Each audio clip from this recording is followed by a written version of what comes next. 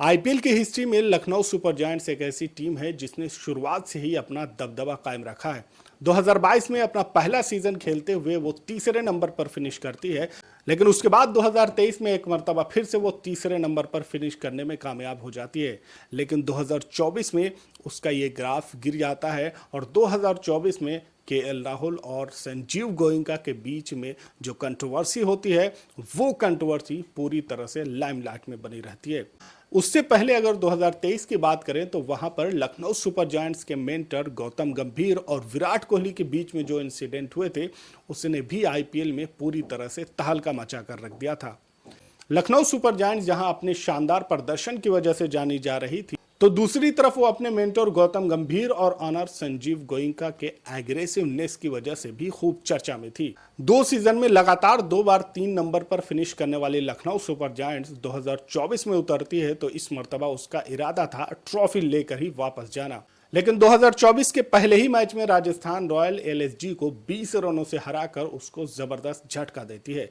लेकिन Lucknow super giants भी अपने जबरदस्त परफॉर्मेंस के लिए जानी जाती है और उसके बाद लगातार 3 मैच जीतने में कामयाब हो जाती है और पंजाब, गुजरात और बेंगलुरु को हराकर वो टॉप पर पहुंच जाती है। और लगातार 3 मैचों में जीत के बाद लखनऊ सुपर जायंट्स ने ये साबित कर दिया था कि इस मर्तबा वो ट्रॉफी के मजबूत दावेदार हैं। लेकिन उसके बाद अगले 2 मैच दिल्ली और कोलकाता से उसे हार का सामना करना पड़ता है। लेकिन इस हार के बावजूद भी एक मर्तबा फिर से लखनऊ सुपर जायंट्स वापसी करती है और लगातार 2 मैच फिर से जीत जाती है। लेकिन इसके बाद से ऐसा लगता है कि लखनऊ सुपर जायंट्स की किस्मत ने यू टर्न ले लिया है और उसके बाद लखनऊ सुपर जायंट्स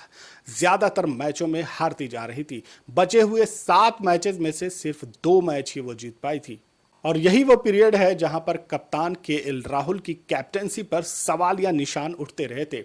और जब एलएसजी अपना 12वां मैच खेल रही होती है तो उसमें एसआरएच से उसे एक शर्मनाक हार का सामना करना पड़ता है और आईपीएल की हिस्ट्री में ये एक तारीख बन जाती है। इस मैच में एसआरएच ने सिर्फ 9.4 ओवर का ही सामना किया और 10 विकेटों से एलएसजी को पूरी तरह से हराने में कामयाब रहे। और इस हार ने जहां एक तरफ उनके खिलाड़ियों के प्रदर्शन पर सवाल या निशान उठाया तो दूसरी तरफ केएल राहुल की गिरती हुई कैप्टेंसी पर भी काफी सवाल या निशान उठ रहे थे कि आखिर एक टीम जो कि ट्रॉफी जीतने की मजबूत दावेदार मानी जा रही है, अचानक से ऐसा क्या होता है कि लगातार मैचेस हारते हुए आती है और हालत ये होती है कि एक मैच में उसके गेंदबाज पूरे 20 ओवर भी नहीं कर पाते हैं, बल्कि 10 ओवर भी नहीं कर पाते हैं और अपोजिशन 9.4 ओवर में ही मैच खत्म कर देता है और अपोजिशन का एक भी विकेट नहीं गिरता है। पहले बल्लेबाजी करते हुए एलएसजी 20 ओवर में 4 विकेट के नुकसान पर 165 रन बनाने में कामयाब होती है, जिसमें आयुष बडोनी 55,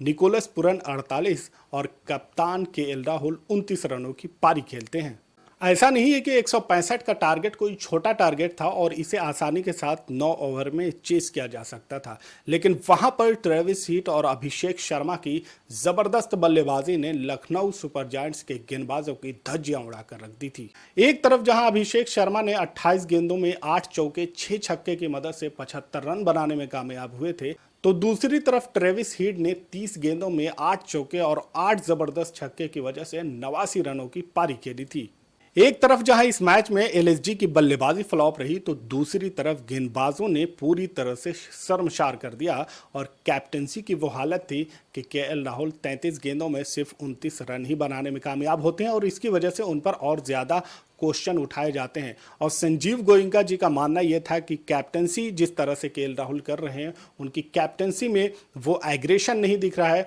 उनकी कैप्टेंसी में वो जोश नहीं दिख रहा है, उनकी कैप्टेंसी में वो जीत की वो भूख नहीं दिख रही है। और जब 10 विकेटों से उसे हार का सामना करना पड़ता है तो यहां पर संजीव गोयनका का गुस्सा फूट पड़ता है। एलएसजी के हार के बाद जब स्टेडियम में संजीव गोयनका और केएल राहुल का आमना सामना होता है तो वहां पर संजीव गोयनका पूरी तरह से तिलमिलाए हुए नजर आते हैं और केएल राहुल से लगातार कई सवाल पूछते हैं और उसके बाद उनकी कैप्टेंसी पे भी सवाल पूछते हैं, उनके मंशा पे भी सवाल पूछते हैं कि क्या आपकी भूख मिट चुकी है, क्या आपके अंदर का वो जोश खत्म हो चुका है, या फिर केएल राहुल अब इस लायक नहीं है कि वो टीम की कैप्टेंसी कर सके। फील्ड पर तो पूरी तरह से बवाल होता ही है, वहां पर केएल राहुल को जबरदस्त तरीके से सुनाया जाता है। केएल राहुल का चेहरा वहां पर देखने लायक था कि किस तरह से वो अपने आप को वहां पर डिफेंड नहीं कर पा रहे थे, केएल राहुल को तो हार मिली ही थी, लगातार पिछले मैचेस से हारते हुए आ ही रहे थे और यहां पर 10 विकेटों से हार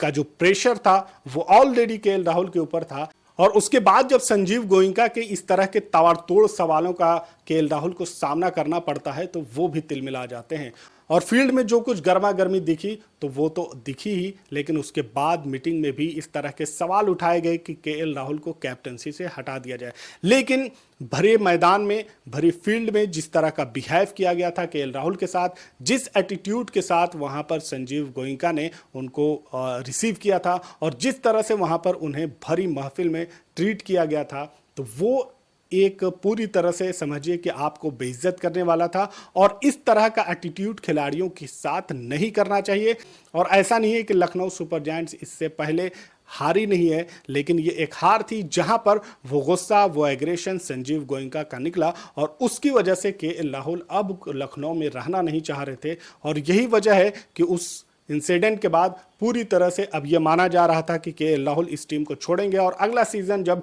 शुरू होता है, 2025 का मेगा ऑक्शन वहां पर होता है, तो एक तरफ एलएसजी न तो केएल राहुल को रिटेन करती है बल्कि टीम से बाहर का रास्ता दिखाती है, और दूसरी तरफ केएल राहुल ये भी कहते हैं कि मैं इस टीम में रहना नहीं चाहता। और केएल राहुल ने भी मन बना लिया था कि वो अब एलएसजी का पार्ट नहीं रहेंगे। और इस साल 2025 में जब एक मर्तबा फिर से पहली मर्तबा दिल्ली कैपिटल्स और लखनऊ सुपर जायंट्स का मुकाबला होता है, सबको इंतजार था कि आखिर जब ये दोनों टीमें आपस में भिड़ने वाली हैं तो वहां पर केएल राहुल और संजीव गोयनका का एपिसोड एक मर्तबा फिर से जिंदा होगा। और वो तमाम चीजें हुई। केएल राहुल ने एलएसजी के खिलाफ जबरदस्त 50 लगाते हुए उस मैच को जीता और उसके बाद जीत के बाद जब वो फील्ड से बाहर जा रहे थे, वहां पर संजीव गोयनका और उनके बेटे दोनों आते हैं और वहां पर केएल राहुल से हाथ मिलाना चाहते हैं। केएल राहुल ना चाहते हुए भी हाथ मिला लेते हैं, लेकिन उसके बाद संजीव गोयनका केएल राहुल से बात करना चाहते हैं, लेकिन वहां पर केएल राहुल उनका हाथ झटक कर आगे बढ़ जाते हैं। और उसके बाद जब उनके बेटे केएल राहुल से मिलना चाहते हैं तो वहां पर भी केएल राहुल उन्हें इग्नोर करते हुए आगे बढ़ जाते हैं। तो यहां पर दिखा कि किस तरह से एक खिलाड़ी को जब आप बेइज्जत करते हैं या फिर बीच महफिल में आप उसको इस तरह से ट्रीट करते हैं, आप जब उस खिलाड़ी को रिस्पेक्ट नहीं देते हैं तो जाहिर सी बात है उसके दिलों में वो तमाम चीजें रहती हैं। और वो चीज अभी तक केएल राहुल के दिल में मौजूद थी। और इस साल केएल राहुल ने टिट फॉर टैट वाला मामला किया और भरी महफिल में जिस तरह से 2024 में भरे स्टेडियम में संजीव गोयनका ने केएल राहुल को वहां पर बेइज्जत किया था, उनको जिस तरह से ट्रीट किया था, उसी का बदला लेते हुए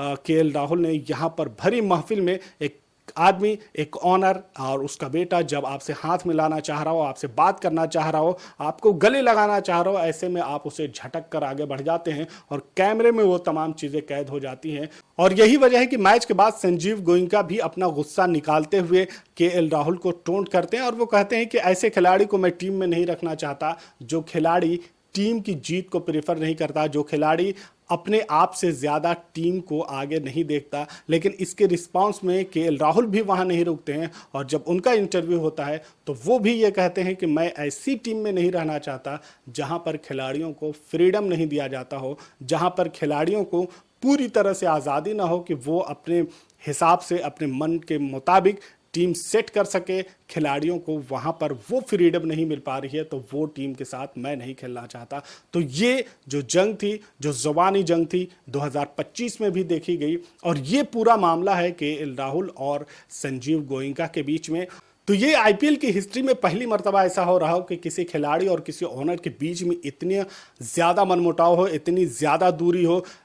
चूंकि ज़्यादातर लोग इसको क्रिटिसाइज भी कर रहे थे कि संजीव गोयनका साहब को उस तरह के वहाँ पर बिहेव नहीं करना चाहिए था। आपका कैप्टन है, वो टीम को जिताने के लिए ही खेलता है, आपको उस पर शक नहीं करना चाहिए। और आप जिस तरह से भरे मजमे में कई लोगों के सामने भरे स्टेडियम में जब आप उससे इस तरह से बिहेव करते हैं तो जाहिर सी बात है आपको भी उस खिलाड़ी की तरफ से वो चीज़ें मिलने की उम्मीद है और वही किया यहाँ पर केएल राहुल ने। तो ये तमाम चीज़ें हुई हैं और खिलाड़ियों और ऑनर के बीच में इस तरह की चीज़ देखी नहीं जाती है, लेकिन केएल राहुल और संजीव गोयनका के बीच में ये चीज़ अभी तक चल रही है। और इन दोनों के बीच में जो केएल राहुल के